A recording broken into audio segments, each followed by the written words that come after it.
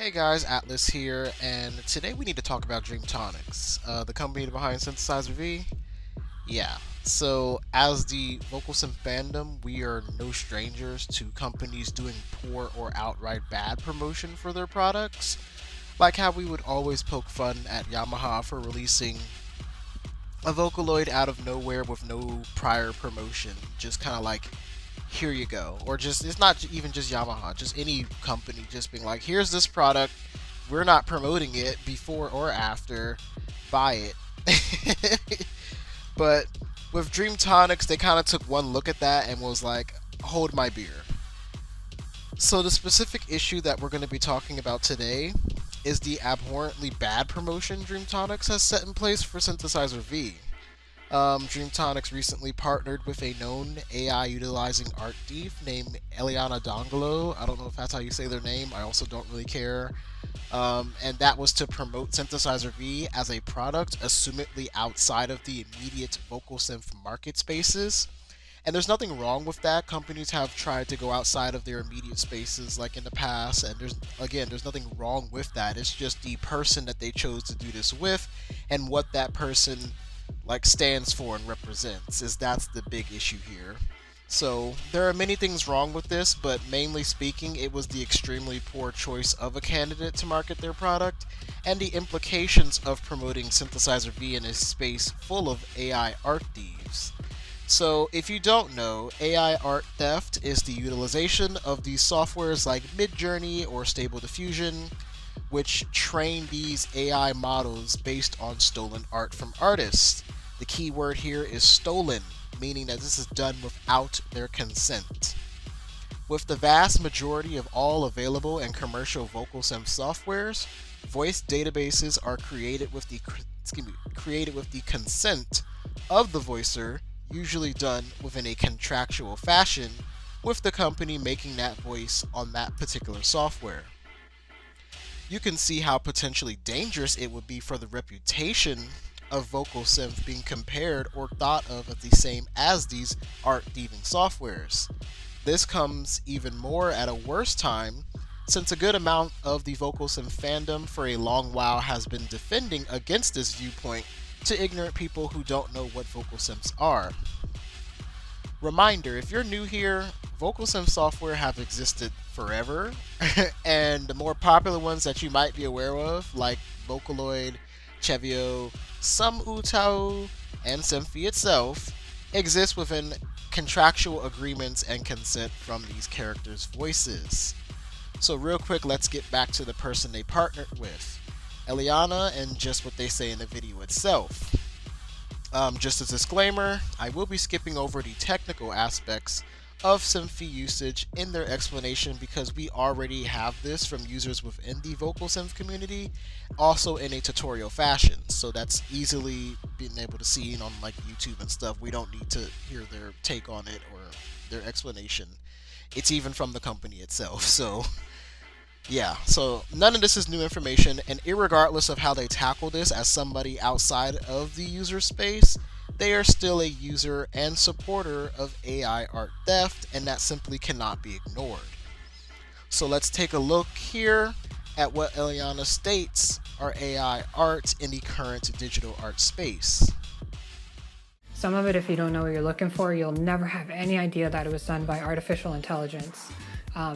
And I could see how many artists would be maybe upset or, frustrated over the fact that there's artificial intelligence now filling the space of art.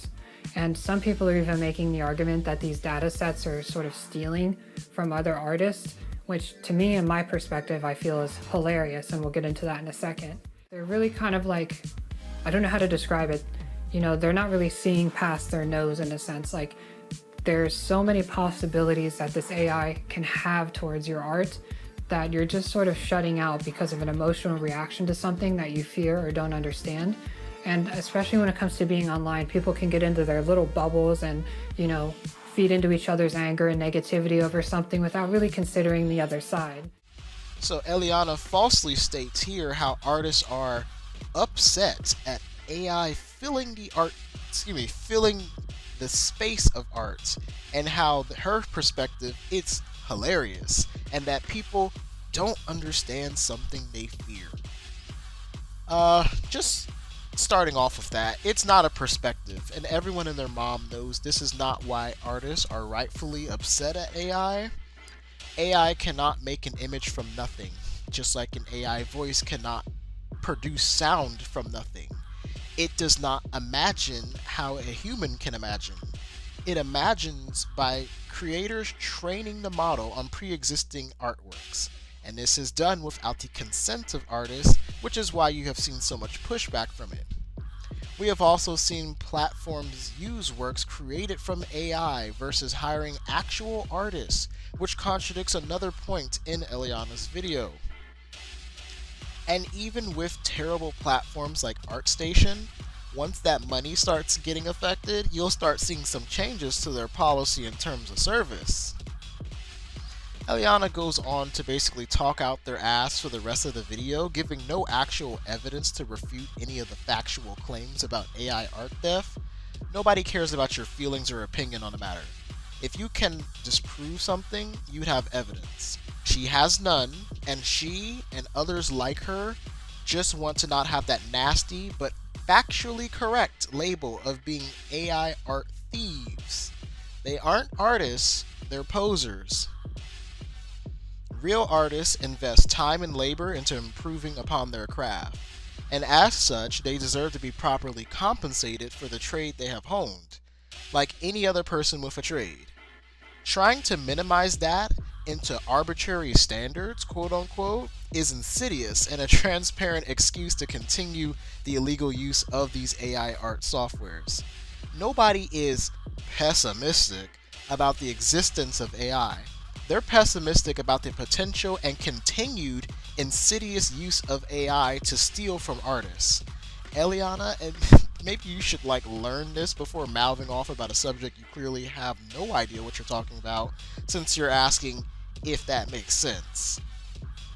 We live in a society that does not properly value labor and would love to cut any corner to make a profit. But if you can mess with that potential profit, then these companies and individuals will have to think twice before utilizing thieving methods. So now that brings us back to Dreamtonics and why they would think partnering with someone like this would be lucrative for them long term. So I have seen, just as somebody who's been online, a lot of Nintendo comparisons, if you will, in comparison to Synthesizer V and Dreamtonics. Dreamtonics is not your friend. They are a company.